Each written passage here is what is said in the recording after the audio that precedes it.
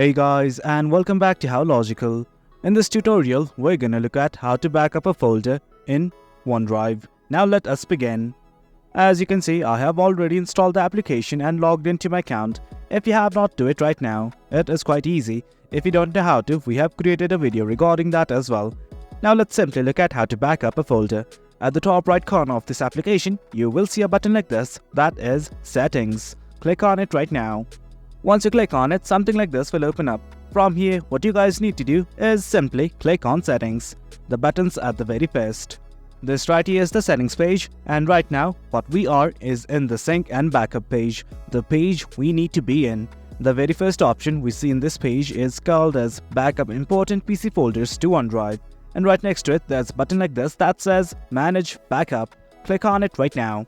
Now in this section, it's gonna ask you which folder you want to back up. Simply select the folder that you wish to back up. Right now I want to back up this pictures folder, so I'm simply gonna toggle on this button associated with it.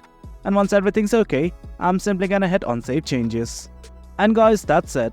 That's how you back up a folder to OneDrive. It is quite easy. Hope you guys found this video informative, and for more content like this, to remember to hit like, share and subscribe.